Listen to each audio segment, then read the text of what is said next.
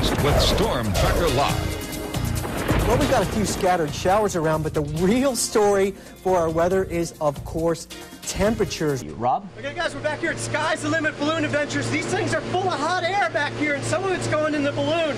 We're going to be up there in a little bit. Right now, we're with seasoned pilot James Lawson. Tell me, how do you steer these things? What you have to do is you've got to fly at different altitude to catch the wind. When we come back, we're going to be about 5,000 feet up there in the wind, in the weather, giving you some shots, so stay with us. Well, we've got a lot going on outdoors this weekend. We got football, the festival, the parade, and probably a few other things. It looks like the weather's going to cooperate for the most part, by most definitions of that word. We got a chilly one to get through tonight. Our big area of moisture in the Gulf of Mexico, it's been there all week long, is once again going to oscillate back to the north. There's the upper level low. Like I said, when these ride over lower level lows, that's when the severe weather breaks out. That's not the situation, but we're getting closer and closer to that time of the year. The upper level low kicks on out. In the meantime, forecast mild tonight. As a matter of fact, these temperatures tonight are going to be warmer than our normal daytime highs, believe it or not. 61 in Dothan. This one, though, somehow managed to make it inside, as you see, to steal the spotlight. What would you do if a cat wandered onto your I side? would have grabbed that little mongrel. I would have made him my little weather puppet. You just never know what will wander onto the news set, do you? Oh my gosh, the snake again!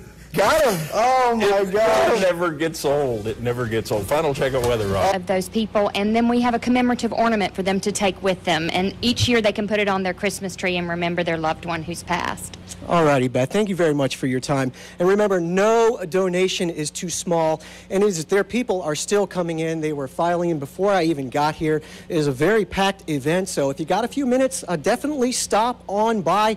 Is this beautiful event going on inside. And speaking of beautiful, our weather, you could see what she's wearing. She wasn't shivering at all. Now, your forecast with Storm Tracker Live. Well, if we could only had today's weather yesterday, things would have worked out a little bit better. We had plenty of blue skies out there. Right now, 51 degrees. And even though today's temperature is only about seasonable, that's why it was so great. It was plenty of blue skies. It was pretty darn nice, but I noticed a lot of you need to rake your leaves up in your lawn, and you'll have an opportunity to do so this weekend. But here's that same stalled frontal system in the Gulf. We've been talking about this for about 10 days now, but it's going to affect us a little bit differently, and here's why. There's a big old high-pressure system over the mid-Atlantic states. It's going to hold all the storms out to the west, and it's eventually going to bring this front back up our way in kind of a dry form. Let me show you what I mean as we put it into motion here. Now, it looks like the high-pressure system is going to take off to the east again, right? Wrong. It's going to drift back down to the southwest. It's going to pull that front back up off the Gulf, and it's going to warm us up. By the time we reach tomorrow night, temperatures will already be in the 50s for lows, which is quite warm for this time of year. As we continue it, the warm front will continue to ride northward, and we can't rule out a stray shower or two anytime a warm front is overhead, but this one's going to be pretty weak. The main low is way back in Texas, and they are going to get pounded with rain over the next couple days because this whole system is just not going to move.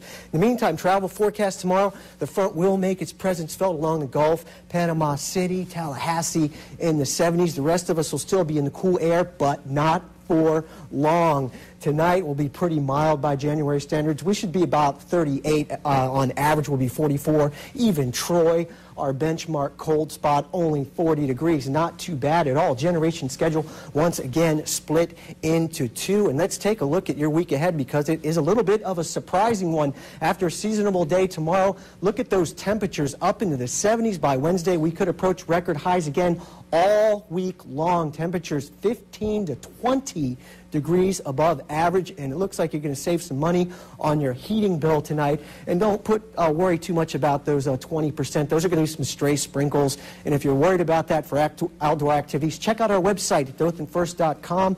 We have a good radar site there to see if a shower is going to be in your area. Chances are they won't be. Kevin.